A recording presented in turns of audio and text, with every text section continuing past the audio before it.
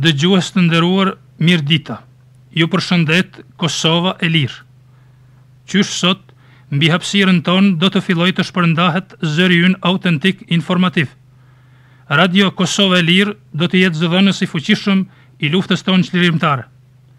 Ky zë do të jetë zëri i së vërtetës, zëri i luftës së drejtë për liri, kundër dhunës së barbarisë okupatore serbe. Sot fillon transmetimi i emisioneve të Radios Kosova e Lirë.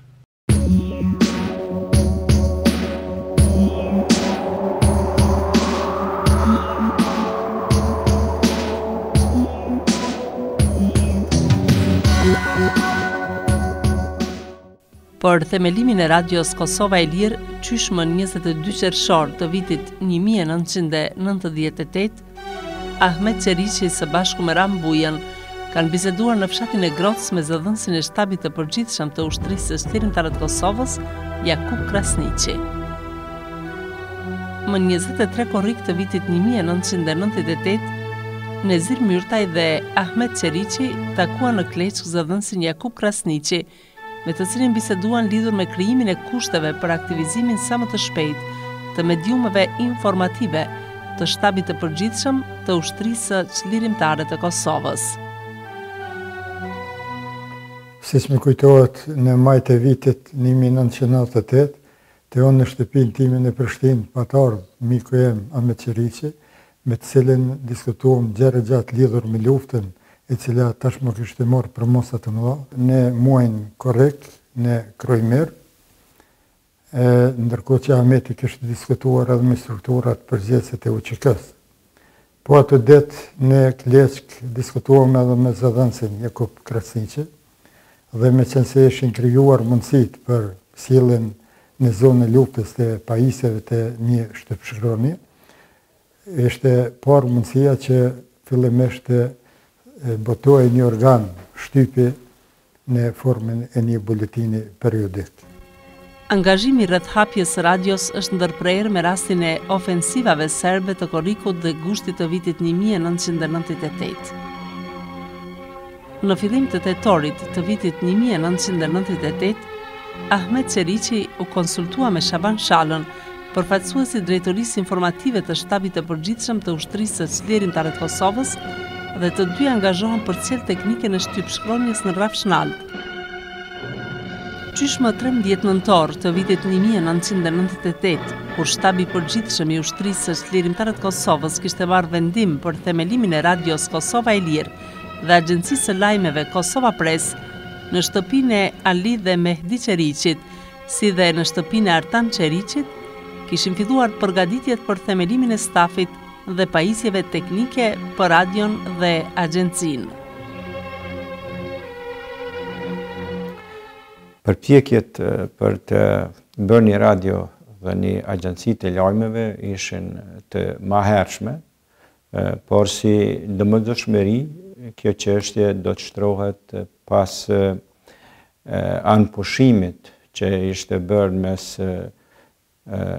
Miloševiqit dhe Hotbrukut, kur ushtria shtabi përgjithshëm shtyrimtar të Kosovës, edhe ky e shpalli një anëpushim.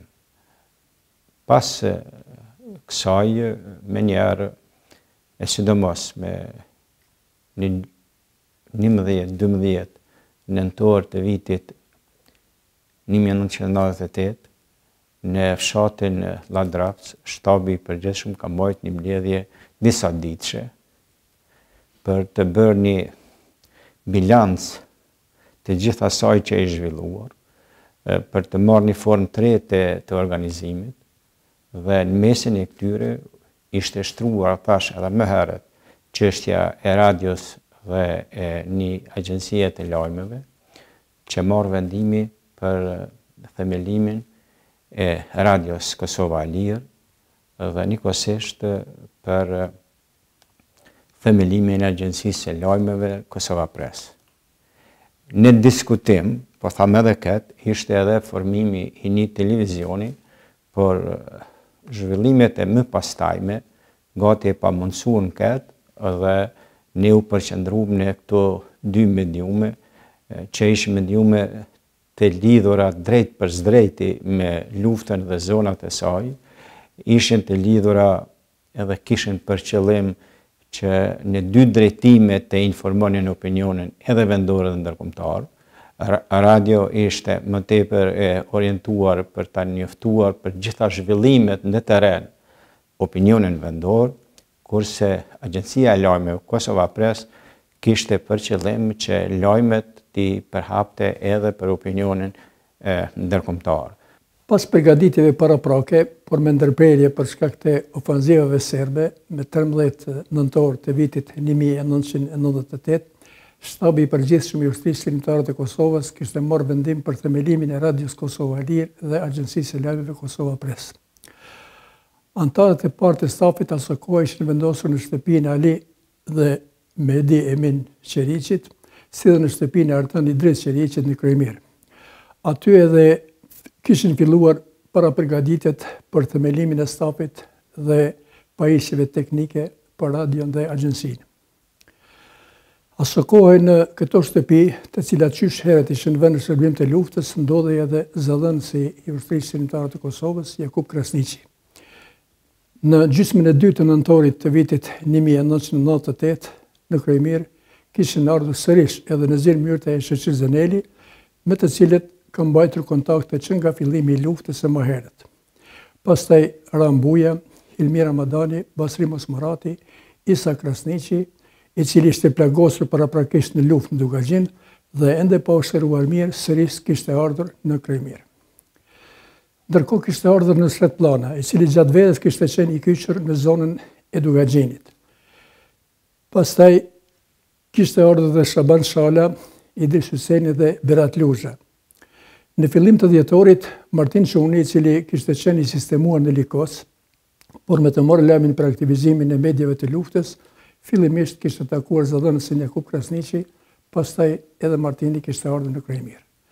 Në gjysmën e dytë të dhjetorit ishte konsoliduar stafi fillestar i radios dhe i agjensisë. Të gjithë këta veprimtar ishin të burgosur politik të viteve të 10, të cilët ishim inkuadruar në luftë që në fillimet e saj dhe kishin filluar përpjekjet për të themeluar dy mediumet informative të luftës, dy institucionet e para të stabit të përgjithshëm të Ushtrisë Lirimtare të Kosovës. Një kontribut të veçantë në krijimin e kushteve për të vepruar në këto dy shtëpi kanë dhënë edhe Mehdi Qeriqi, Eles Dërmishi dhe Syl Qeriqi, 3 luftëtarë të hershëm të luftës së Ushtrisë Lirimtare të Kosovës. Në muajin dhjetor, nga Prishtina kishin ardhur sërish edhe Ilmir Ramadani dhe Fatmir Xhelili dhe kishin sjellë në Kremir një studio ku edhe kemi filluar përgatitjet e para për punën që do të bëj në rastin e fillimit të transmetimit të Radios Kosova Lirë dhe të Agjencisë Kosova Press. Një ditë prej ditësh më informuan se je i thirrur në shtabin e përgjithshëm. Ka thirrë Jakupi, po. Zëdhënësi. Dhe më ka përcjell me automobil Rasim Kiçina, e kemi rarë në Vukovc. Kemi kalu asfaltin atë, kisha rek për pjetë dhe kemi shku në shtap. Më përshëndet me Jakupën edhe me të tjerët, që ka ta mërmenja, tha ne e kemi një radiostacion, cilin ende nuk e kemi shti në funksion.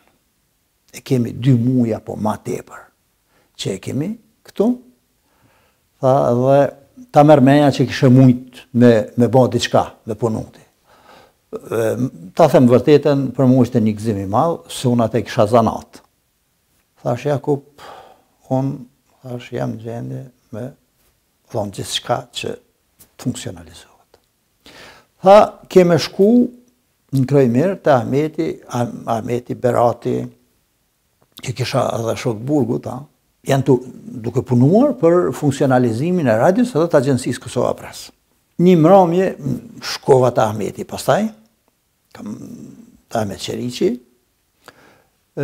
u takua me këta, u gëzun, ju erdhe mirë, dhe unë u gëzova që i pasha që erdhe rasti mu takua, nëso rrethana shë situate. Dhe thash, qka kisha bisedu me Jakubin. Martin tha, ne jemi në përfundim e sipër për këto punë ideore.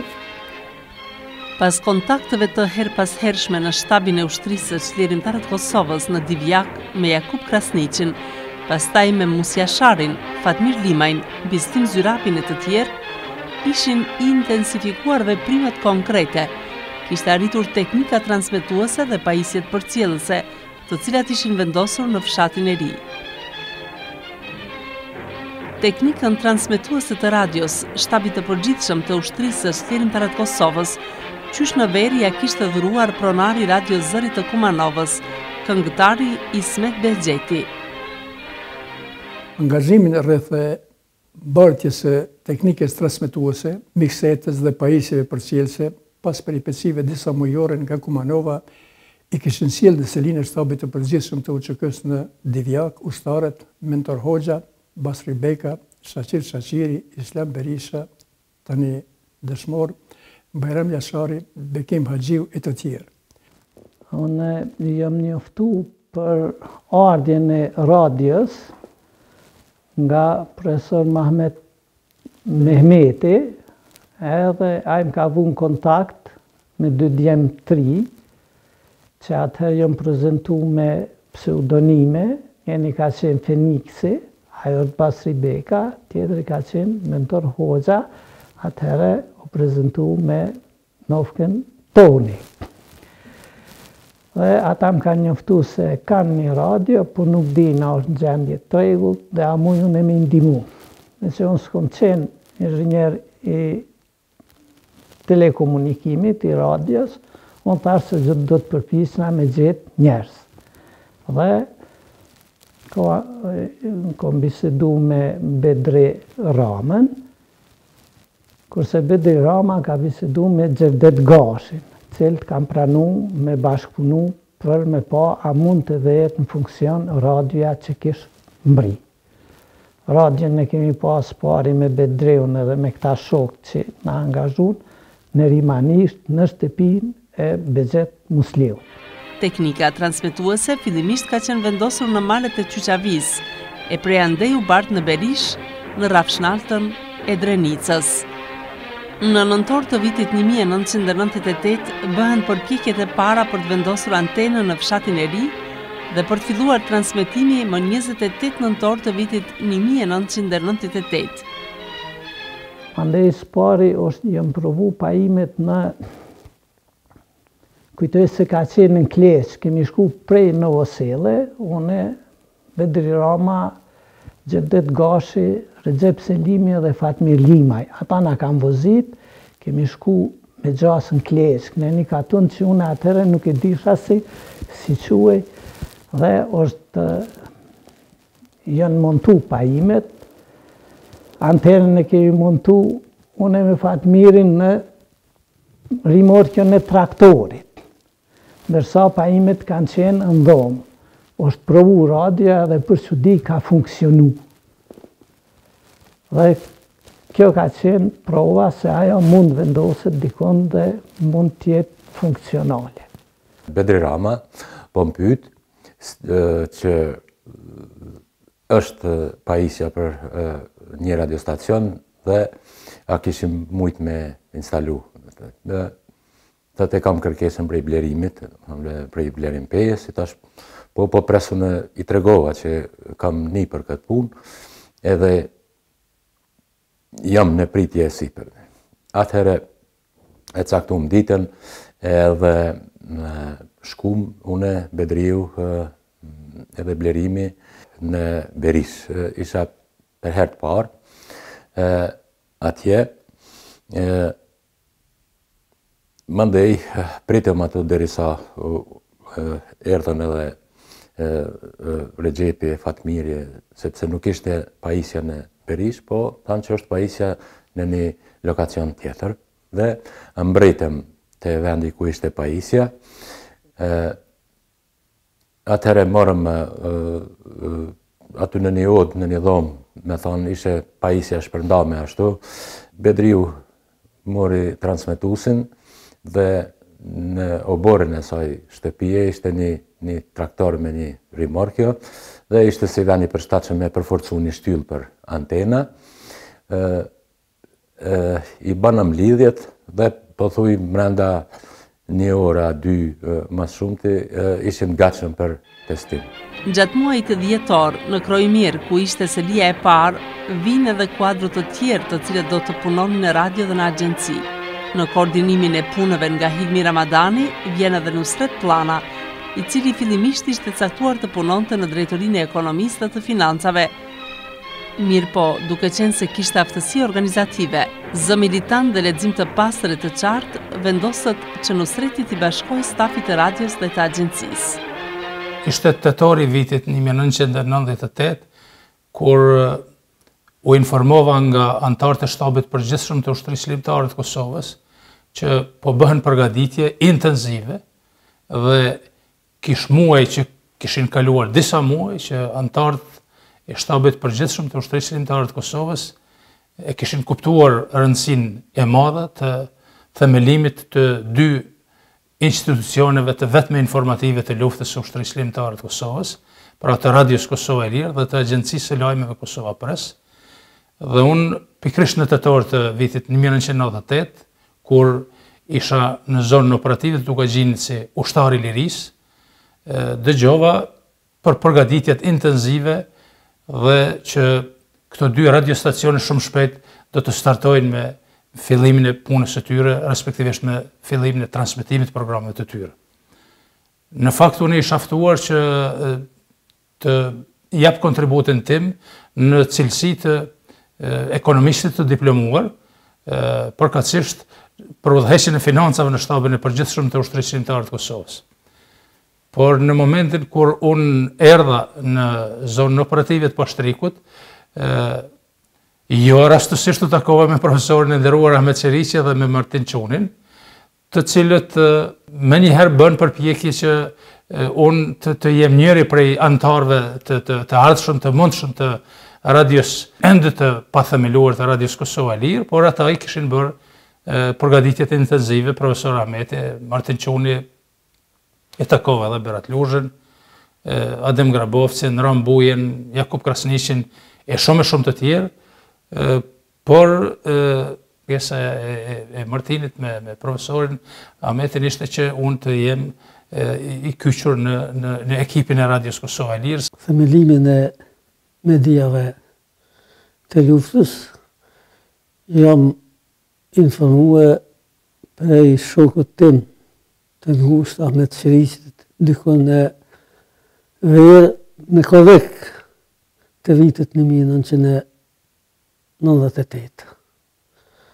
Ai më tha, kështë më tregoj se jemi duke po përgatitur për themelimin e medias, se një radio nëpërmjet të cilës duhet me i transmetuar këto masakra që po bëhen ndaj popullit tonë.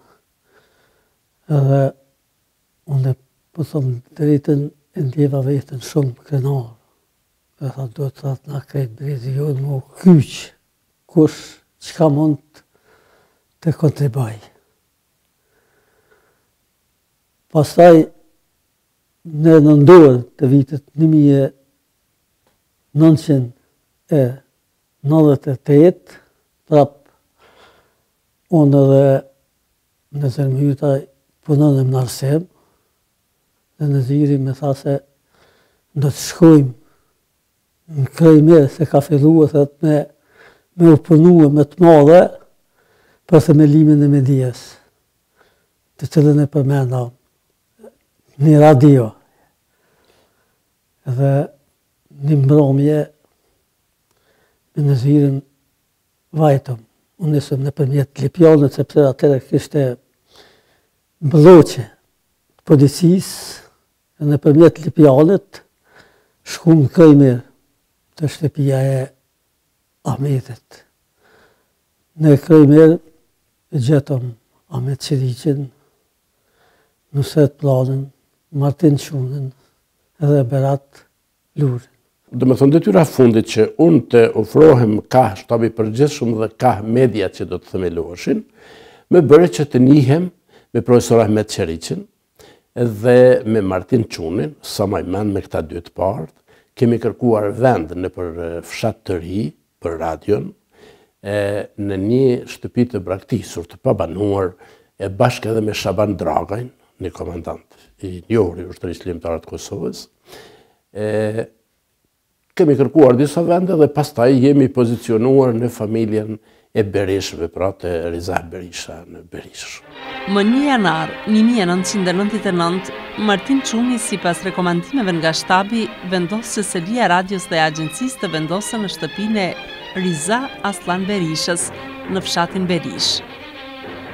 Rizahu kishte pranuar që odën ta lironte për shërbimet të radios dhe të agjencisë. Ordha e kolegëve Martin Quni dhe Nusret Planës për t'ja dhënë shtëpinë time për ta vendosur stafin e radios dhe agjencisë, ishte një lajm shumë interesant, pasi që edhe shtëpia në të cilën punum pas andej, mas 6 muajsh, i plotësonte kushtet në formë për të vendosur gazetarët si radios ashtu edhe agjencisë.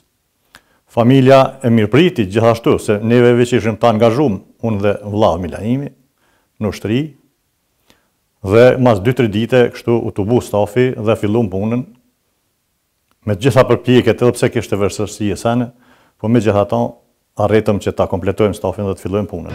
Më 3 janar u bën përgatitjet e fundit dhe u vendos që më datë 4 janar 1999 të transmetohet emisioni i parë eksperimental provues.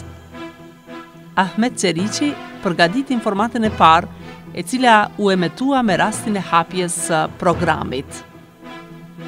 Më 4 janar arrin nga Prishtina Gjevdet Gashi, inxhinieri studios dhe transmetimit, pastaj Blerim Peja e të tjerë. Ndërkohë ishin bërë përgatitjet e fundit. Përcaktohet që sinjal paralajmërues të jetë sigle e komponuar nga Rauf Dhomi dhe realizuar nga Efraim Kastrati. Sigla paralajmëruese mbërthente për mbajtjen e akorduar të tingujve autentik të një radioje militante të luftës. Me 4 janar, këta kishin ndërmarrë disa masa pikësparje antenën e kishin kamuflu bukur mirë në një pemë, kështu që edhe me që ishte janaris kishte gjithë nuk pengoheshin valët shumë, dhe më thonë shpërndamja e valëve, edhe vizualisht nuk vrehej antena, ndërsa studio, do të pajisja e studios ka qenë në një automjet përshtatshëm terenit, nga pekun e tina, do të a automjeti ka qenë ashtu në atë grop, kështu që sa do kudo, edhe në qatë moment fillojnë me rakotuj, ishin pak të mbrojtën prej asaj pune. Mandej, marëm informata deri ku kam rri, kishim me rëndësi natyrisht me mbri Prishtinën, marëm informata që po ndëgjohet, do thonë në Prishtinë, me vështërsi, por po ndëgjohet, po ai transmeto është e çuditshme pak, më thonë, me gjas frekuencat, brezje frekuencë nuk kanë qenë ngarkuar në Kosovë, se s'ka pas atëherë, kështu që atë transmetues me fuqi aq të vogël, me mbulu një pjesë të madhe të Kosovës, ishin ma tepër se që pritshim ne. Dhe mandej, kur u ktheva në Prishtinë, prejshin të shtëpis, pa problem, në kohën kur ishte Kosova e Lirë, e përcjellsha e zeshëm, edhe pse unë u mora vesh me Martinin edhe me tjertë, për çdo gjë që ka nevojë, do thotë, ma të voglin problem që ka, unë me njëherë prej Prishtinës shkojsha në Berish, ose kudo që do t'ishin ata atje për intervenim. rrethona sollen që shtabi përgjithshëm të marrë vendimin për themelimin e 2 mediumeve informative, Radio Kosova Lirë dhe Agjencia Kosova Press, dhe pas sigurimit të pajisjeve të duhura, vendimi u realizua me 4 janar 1999. Ndërkohë, unë kisha njoftuar gatishmërinë time për qenë pjesë e stafit të këtyre mediumeve, prandaj atë ditë isha nisur për në fshatin Berish, por mund të arrita vetëm në Shal dhe pastaj në Krojmer. Nga nesërmja, kom vazhduar të jem me tërë kapacitetin pjesë e të themi luftës informative të UÇK-s. Kur kanë ndëgju për këtë radio që të vjen, edhe mu ka dha mu si urrez me mbikëqyr, edhe me bë sigurimin me e objektit edhe transmitimit të radios, unë me ushtarët e mi, si komandant skuadre, na këna qenë të gëzum, se na ka dhënë një frymëzim kjo radio, që me ko edhe halo ma të fort, edhe na kryesisht këna qenë shumë të gëzum që a transmitu kjo radio për bjeshkët Berishës, për bjeshkët tona. A mbirë prit mirë, si për ushtarë, po edhe për popullatës. Kjo radio e këtë duket e këtë shqiptarisë, jo veç radio luftës. Në orën 15:55 minuta në Rafshnalt, përballë pllakës përkujtimore të advetarit Rifat Berisha, ku paraprakisht ishte vendosur antena transmetuese, në prani të 10 pjesëmarrësve ka filluar të përhapet tingulli paralajmërues i radios, i shoqëruar me tokfjalëshin simbolik, ju flet Kosova e Lirë.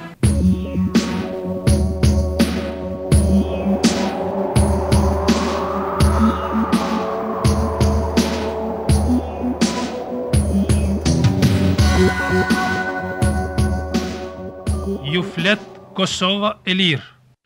Ju flet Kosova e Lirë. Emetimi ka qenë eksperimental dhe ka zgjatur 6 minuta.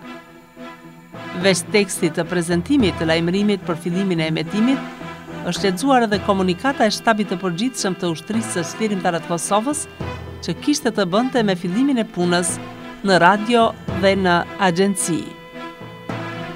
Ka qenë emocioni veçantë të jesh folës i parë i një radio të vetme informative të luftës së ushtrisë lirimtare të Kosovës.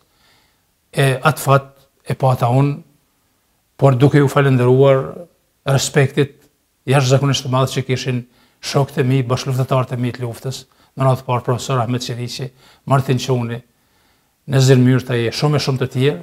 Në hapjen solemne të Radios Kosova e Lirë kanë marrë pjesë Jakub Krasniqi, Rambuja, Ahmet Qeriqi, Martin Quni, Nusret Plana, Gjevdet Gashi, Blerim Peja, Berat Luzha, Riza Berisha, Milaim Berisha, Elez Durmishi, Is Krasniqi, Ismet Sopi, Fadil Berisha, Adem Grabovci dhe disa ushtarë të shtabit lokal të Berishas.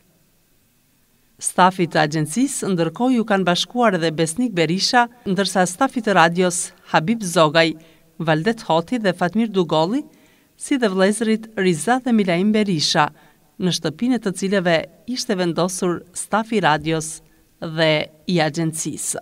Me rastin e themelimit të 2 mediumeve të luftës, Radios Kosova Lirë dhe Agjencisë Leomeve Kosova Press, edhe unë i jam bashkuar këtyre 2 mediumeve me lajme, informacionet ndryshme të cilat i kam mbledh gjatë terrenit. Ato kanë pas të bëjë kryesisht me operacionet luftarake të cilat janë zhvilluar në përpika të ndryshme, mirë po ka pas raste edhe kur kam lexuar lajmet në radio. Bashkëluftarët e mes Skënder Hoti dhe Qerken Dugolli kanë qenë brigadën 121, me cilët fillimisht i kam bashkë në njësitin Qeliku, por pastaj pas ristrukturimit, unë mbeta në brigadën 122.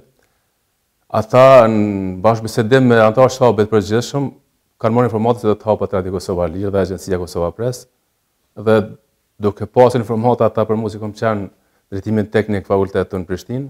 Ata kanë propozuar se emrin tim që me kanë faktikisht është i përshtatshëm për me kry punën cilën e kam kry pastaj. Dhe me kanë njoftuar ata mua, kanë thonë që a ke dëshirë të thjesht apo a mund të vish. Dhe thonë s'kum pas se mas me përgjigj, përkundazi më thonë nëse është vendim i shtabit, atëherë pse mas me ardhur. Kemi ardhur këtu thjesht me ndihmu këtë çështje. Në janar vitin 99, me urdhën e shtabit përgjithshëm kam kaluar në Radion Kosova Lirë si operator teknik. Ku aty pastaj kam gjetë duke filluar prej drejtorit tash Radis Ahmet Zëriqin, Martin Çunin, në Zërmyrtaj, në Sreti, pastaj antar tjetër agjencisë të cilën kam bashkë fillimisht, edhe radio agjencia, Berati, Isa, kështu me radhë, tjertë stafi tjetër. Stafit Radio Kosova Lirë ju kom bashkuar me 10 janar 1999. Me Ale Gashin të bisedu që ta në radiostacion do më hopën kodër të ushtrisë qërimtare, edhe ma boni një propozim, tha si profesionist i elektroteknikës, jam me shkollë mesme, nuk jam aq, edhe mirëmbajtës. Edhe kështu që shkova atje, në Radio Kosovën e Lirë, edhe u takuva me profesorin Ahmet Zëriqin, drejtori i Radio Kosovës Lirë, kodër të ushtrisë qërimtare, dhe kështu që me 10 janar vitin 1999 filluam aty. Angazhimi im në Radion Kosova Lirë ka qenë dikon në fillim të vitit 99, muaj janar ose shkort të dikon. Angazhimi im ka qenë i lidhur ekskluzivisht me gjerimet dhe fotografi të marra nga vijat e frontit edhe nga ngjarjet e rëndësishme të asaj kohe, të cilat ngjarje kam pas si obligim me i bë dhe me i dërgu videot ose fotot në Radion Kosova Lirë dhe përmes radios dhe shtabit përgjithshëm tani në arenën ndërkombëtare se ku kanë pas mundësimi të dërgu ata. Transmetimin nga valët e radios ishte pritur me entuziazëm nga të gjithë liridashësit në Kosovë, por edhe me kërcënime për shfarosin nga regjimi Miloševićit, nga ministri i tij për informim, Aleksandar Vučić. Siç dihet, mjetet e informacionit që po funksiononin atë kohë në Prishtinë, në survejimin e pushtetit serb, po posironin luftën tonë me tone pacifiste, duke përshkruar atë si një konflikt që kishte përpasoj efektin e një krize humanitare. Dërsa në aspektin e informimit, mund të them se ato pothuajse më shumë përhapnin frikë e panik, se sa që po informonin për ngjarjet e zhvilluara. Duke nisur nga këtë fakte, ne kishim pati nevojshme që në konceptin programor të Radios Kosova Lirë dhe të Agjencisë Kosova Press të arrinim 2 qëllime: informimin objektiv dhe formimin e një opinionit të drejtë lidhur me UÇK-n dhe me luftën e saj. Në aspektin e dytë, në programin e Radios Kosova Lirë, ne e përfshim edhe komentin e rregullt, rubrikë të rregullt komentit politik, me të cilën ne po komentonim ngjarjet që kishin të bënin me Kosovën dhe me luftën e saj. Mendoj se përmes këtij komenti, për te politikës sonë redaktuese të mediumeve tona, pra, ne po pasironim edhe qëndrimet politike të UÇK-s. Këto 2 mediume konsideroj që kanë pas një rol të veçantë për 2 segmentet që u thanë. Këtu ndoshta dua ta them edhe një fakt që në gjymsën e prillit vitit 1999 isha në Bruksel në një vizitë zyrtare dhe aty do të thotë në shumë biseda që kam pa, informacionet i kanë marrë nga Agjencia e Kosova Press. Për faktin se shumë media që ishin asu para asaj kohe në Kosovë për shkak të bombardimeve pothuajse kishin pushuar vëmendarinë e tyre, kurse Agjencia Lame Kosova Press, e cila gjindej në maljet e Berishës bashku me Kosovën e Lirë, në uniform ishin krejt në funksion dhe në shërbim të luftës dhe të zhvillimeve që po ndonin në gjithë hapësirën e luftimeve në Kosovën e atëhershme.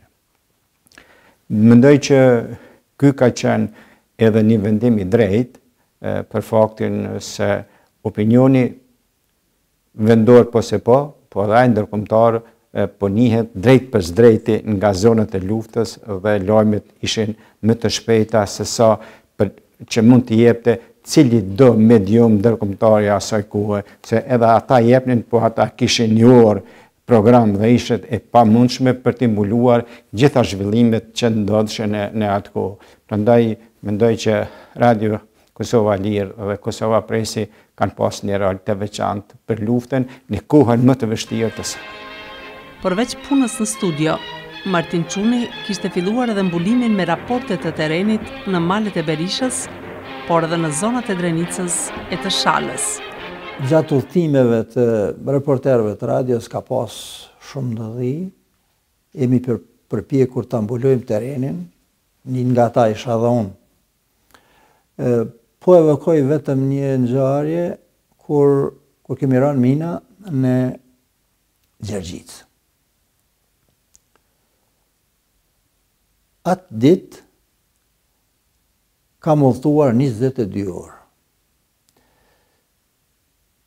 Kam bërë rrugën prej Drenicës skaj në skaj, të them, dhe na zuri nata në Grovc, rrugën nuk e ditim, ishte një që dinte pak, ishte natë, ishte terë, natë e ertë, dhe në mes në Grovcit edhe Gjergjicës, sërbet kishin vendos mina befasuse dhe kemi rënë to. Një mbeti vrarë, 8 ishin të plagosur. 4 prej tyre, është dashur të kthehemi, 4 prej tyre kemi bërë deri në bazën ku ishin mjekët, në Tërdec, prej Gjergjicë pra në Tërdec, kemi bërë disa orë, sa krejt udhëtimi im atë ditë ishte 22 orë.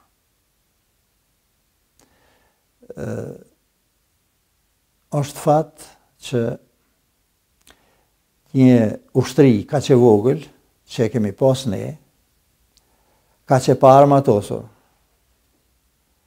ka që kushtet pa favorshme, arriti që në luftën si Davidi kundër Goliatit të bëjmë diçka, fati edhe rrethonat ndërkombëtare ishin pronesh, kështu që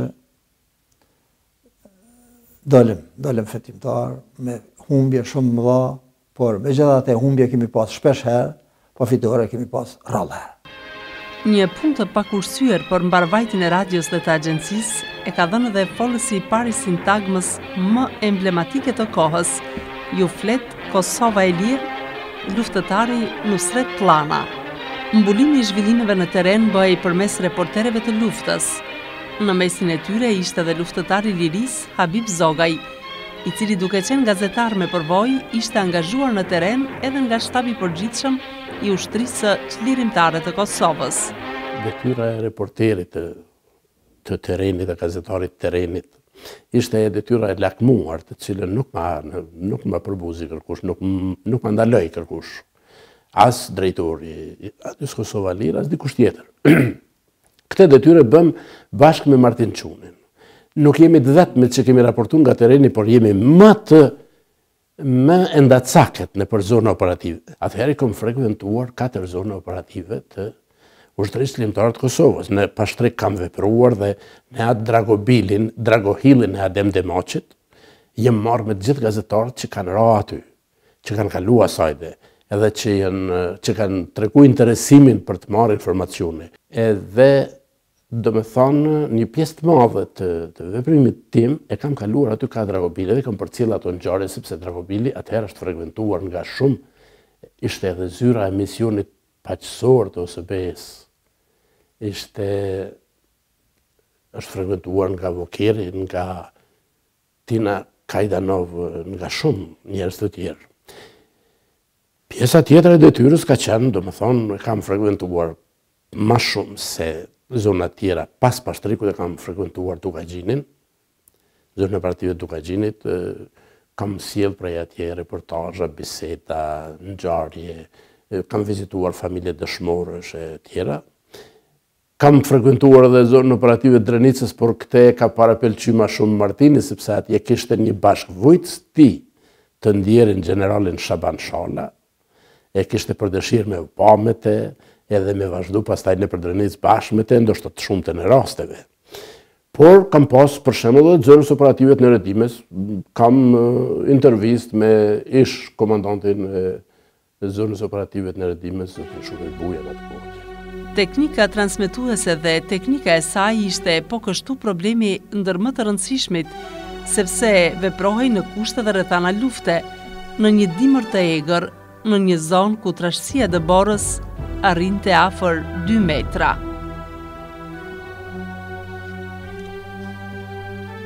Ndihmes të veçantë për stafin kanë dhënë edhe komandanti i pikës së Berishës, Fadil Berisha, dhe pronari i shtëpisë ku ishte Selia, Milaim Berisha. E kanë pas për obligim me dhënë roje gjatë të natës, ditës, me siguru këtë radhja. Po gjatë transmetimit, ku do ki me shku me transmetu jashtë fshatit, kushtet si të na që janë, kushtet vështira, bore madhe, mas pari do këtë me qelë rrugën, me ushtarë, edhe stafi në kanë ndihmu, po edhe na, këna qelë rrugën, deri të vani transmetimit,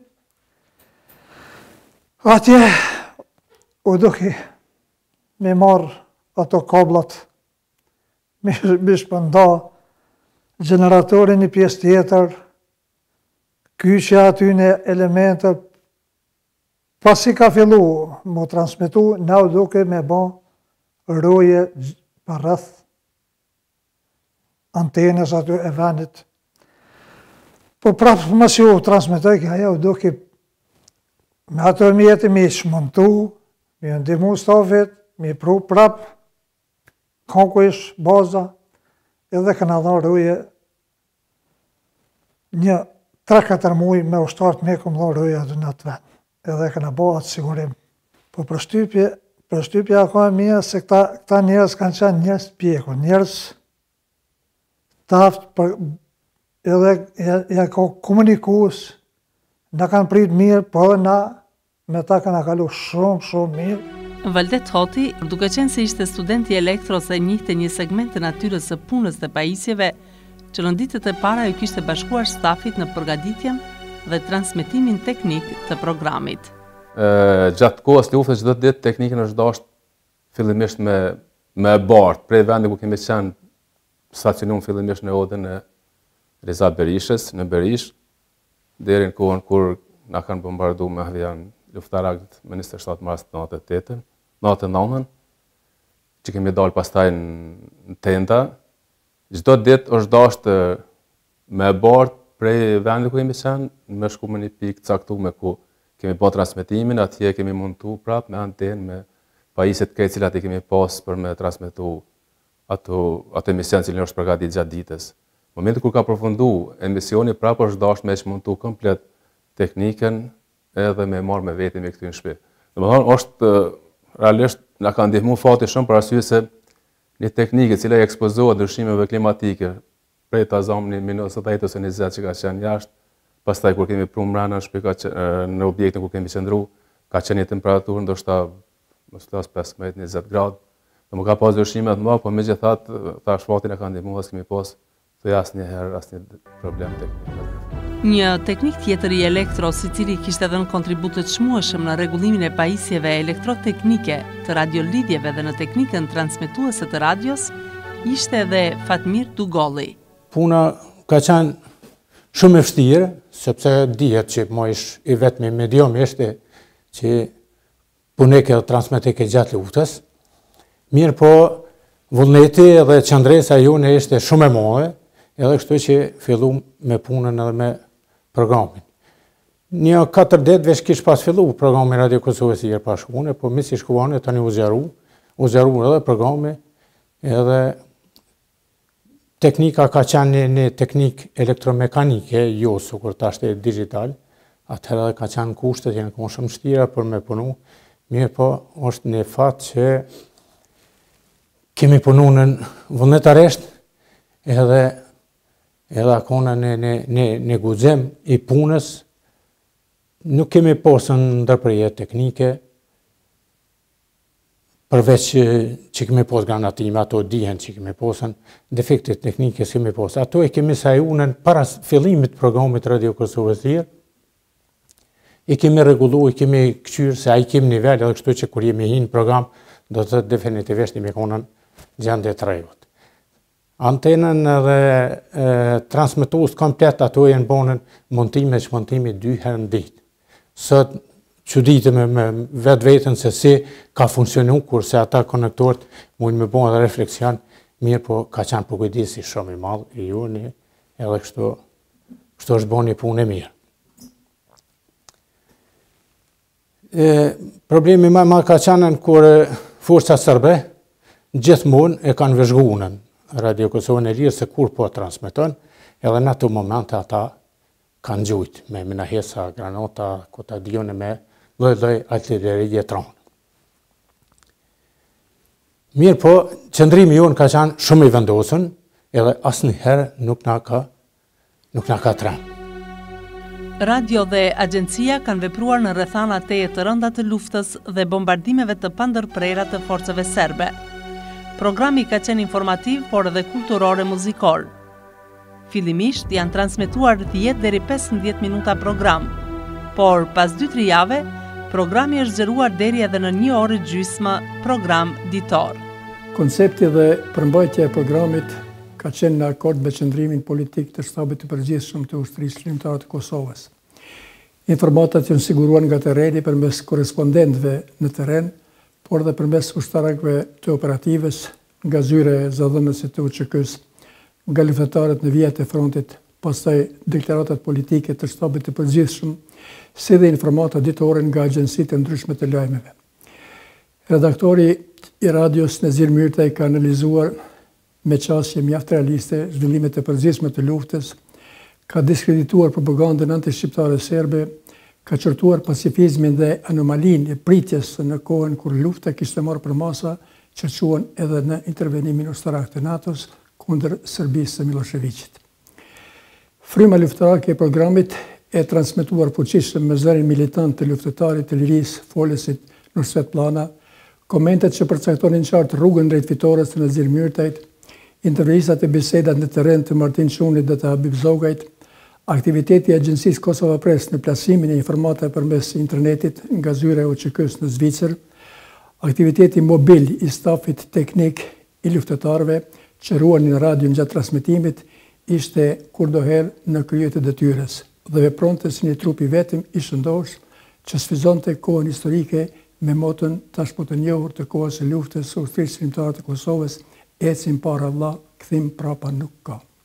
Kjo moto ishte përhapur që nga luftimet ball për ball të legjendarit Adem Jashari kundër forcave serbe me 5, 6 dhe 7 mars të vitit 1998 dhe kishte mbjetuar kudo si mesazh historik i shtërimit të Kosovës dhe bashkimit të trojave shqiptare në një shtet të vetëm. Radio Kosova Lirë dhe Agjencia e Lajmeve Kosova Press kanë vepruar në kurse jashtëzakonisht të rënda për arsye se kanë qenë vazhdimisht në shënjestër të forcave serbe me rastin e identifikimit të mediumeve tona, atëherë janë intensifikuar edhe goditjet kundër vendit se ku ka funksionuar Radio Kosova Lirë, është dashur disa të zhvendosemi nga vendi ku kemi qëndruar. Më 27 mars 1999, 2 aeroplan bombardues serb në orën 8 të mëngjesit kishin goditur me qindra raketa të tipit kaset selin e radios dhe laxhen e fshatit Berish, ku po transmetohej programi radios dhe i agjencisë. Atë ditë ishte vrarë vëllai i vetëm i 4 motrave, Elbasan Jakub Berisha, dhe ishin plagosur 8 antarë të familjes së tij. Me 27 mars 99, serbët në bombarduan me 2 aeroplan. Kishim punuar deri pas mesnatës, duke u përpjekur që misionet të dilnin sa më profesionale. I bombarduan 2 lagjet e Berishës. Njëri aeroplan njërën, tjetri tjetrën. Me pastaj, duhej të vendosnim çka të bënim. Berati edhe sa shok ishin që të mos japim program, përderisa ta bëjmë një bunker. Ishim të rrezikuar popullsia, ishim të rrezikuar ne, dhe ishte një pikpyetje e madhe a mund të bënim këtë. Granatat, raketat tok deri në mbrëmje nuk janë dalur. Mina hedhësit po ashtu. Një raketë e hedhur dikur nga kroni i mbretit e kishte goditur shtëpinë e Riza Berishës që ishte para asaj ku qëndronim ne. Për fat të mirë, nuk ishte dëmtuar njerëzit, kishte mësuar vetëm kafshët. Ajo shtëpi ishte mbrojtja jonë. Pësoj lagja e dytë e Berishëve, një djalë humbi jetën, 8 ishin të plagosur, rënë lehtë. Pra, Berishën atë ditë e goditën 2 aeroplan me 1600 bomba, si mas profesionistët, si mas oficerëve që deklaruan më vonë. 27 marsi i vitit 1999 ka qenë një datë që as pak nuk mund të harrohet dhe nuk shlyhet nga kujtesa ime, sepse atë ditë forcat barbare pushtuese serbe i mësyn të na bombardojnë edhe me avionet luftarak bombardues, por për fat të mirë ne i mbijetuam edhe ati bombardimi, ne shpëtuam fizikisht, por për fat keq u lënduam shpirtërisht sepse atë ditë ato bombardime ja marrën jetën djalit të vetëm të familjes Berisha, djalit të Hasretit, siç i thot populli, djalit të dëshirit Elbasan Jakub Berishës, 14 vjeçare, i vdiq nga plagët e marra, u plagosën disa të tjerë, 10 civil. Radio Televizioni i Serbisë në mesditë kishte përhapur lajmin se ishte shkatruar baza e transmetimit të radios të agjencisë, ndërsa në orën dhe vendin e caktuar, stafi radios në breshërinë e granatave armike kishte përgatitur dhe kishte transmetuar program ditor, duke lajmëruar opinionin se programi mund të ndërpritej për disa ditë për veprime taktike. Dhe vazhdoi diskutimi, a bëjmë, as bëjmë program. Unë e dhash arsyetimin tim. Serbët e dhanë lajmin tani ugu që ne ishim shkatruar. Radio nuk ndëgjohet. Pra edhe për dëgjuesin, ne nuk ishim më, nuk ekzistonim më. Dhe ma në fund u pranu propozimi im, redaksia filloi punën, bëri lajmet, Neziri, Ahmeti të tjerë, do t'japim program. Ma në fund, do t'japim program. Atë ditë, binte shi bashkë me predha dhe granata. E ngarkuam teknikën e gjip, e mbështjellëm me batanije sepse binte shi, dhe u nisëm ka gurorja. Nusreti më thot, Martin, po e japim programin, do më thonë, po e bëjmë transmitimin nga gurorja. Ishte aja grup, ku ishte nxjerr gur dhe ishte sa një dhomë parafërsisht. Thash Nusret ja. Sepse hera e parë që kemi dhënë program, x herë kemi dhënë program, edhe ishte fillimi, ka pas lëvizje të mëdha dhe njerëzit tonë kanë marrë nga pak mu lavdua, jo që po par rjedh ajo fjalë dika nuk bëhet, kështu që ajo pikë, ai vend dihet. Para do ta jap në pikë të Lidinës, se do ta jap aty. Edhe ashtu bëm. E kemi vunë në mullat të sanës antenën, pra një gardhi e kemi bën një ajlan për më mbulu se ishte të rashi, nuk e kemi pas atë vend, them 200 metra larg për te rrugës. Ka lexojmë, ka lexon Nusret i lajmet ka qenë prej dhe karar në atë grupë. Sot, ata kolegë, unë nuk do t'ishim gjallë, 4 vetë. Kam gullësia jonë, vendosmëria jonë, edhe pse në për granëtime, të parreshtur ata asaj dite, ne arritëm ta shpëtojmë edhe tekniken, edhe antenën, kështu që vetëm një javë kemi pauzuar, derisa kemi arrit të ndërtojmë një bunker shumë më të sofistikuar në majën e Pallanikut, në malet legjendare të Berishës.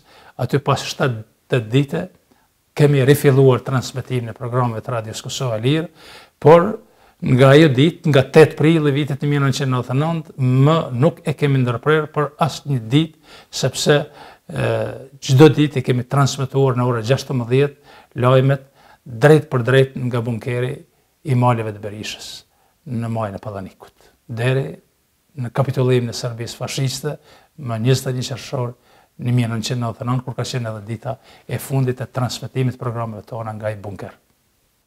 Kisha veçuar një moment gjatë transmetimit të lajmeve në ditët e fundit të muajit maj të vitit 1999, në kohën për derisa ishin në bunker lexuesi lajmen zoti Nusret Plana dhe Valdet Hoti, zoti Martin Çuni, forcat serbe filluan të granatojnë me raketa. Cak i tyne ishte bunkeri Radios Kosova Lirë dhe unë nuk më kujtohet sakt me kanë isha përmbi bunker duke qëndruar, duke najtur.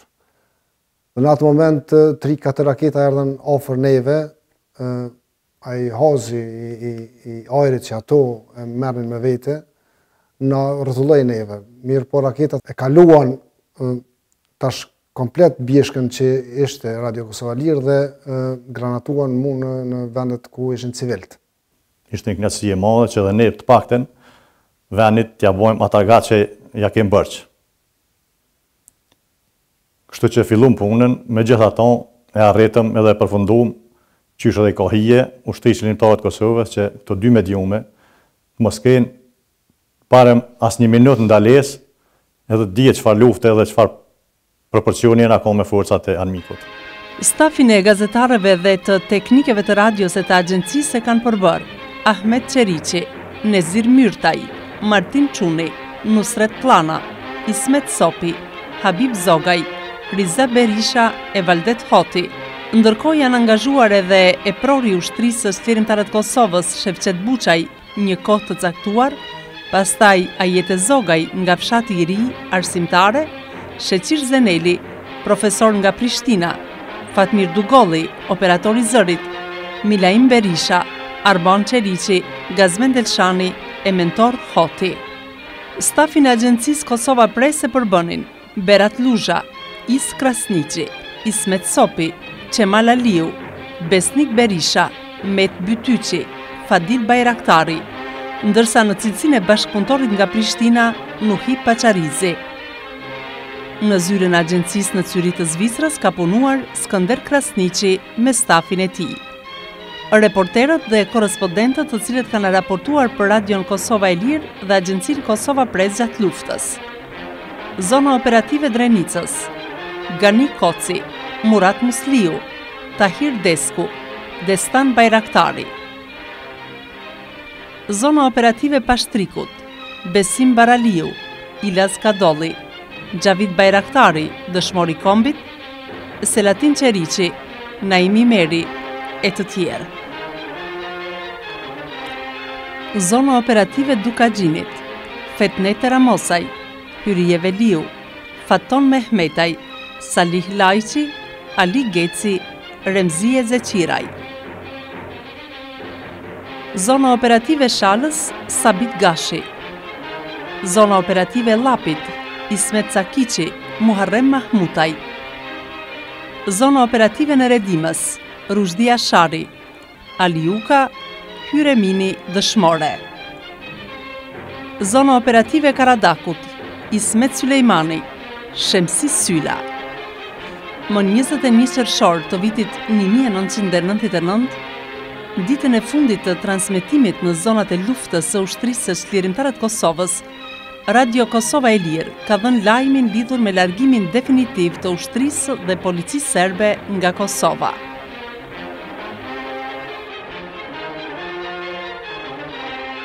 Më 4 janar kishte paralajmëruar çlirimin e Kosovës, ndërsa më 21 qershor 1999 kishte dhënë kumtin e Fitores kundër ushtrisë dhe policisë kriminale të Serbisë.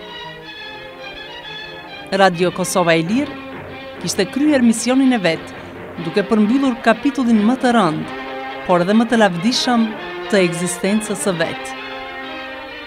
Ishte radioja e vetme e luftës në Kosovë, që së bashku me agjencinë Kosova Press informuan opinionin brenda zonave të luftës dhe u bën jehon e vërtet frymëzuese për çlirimin e Kosovës.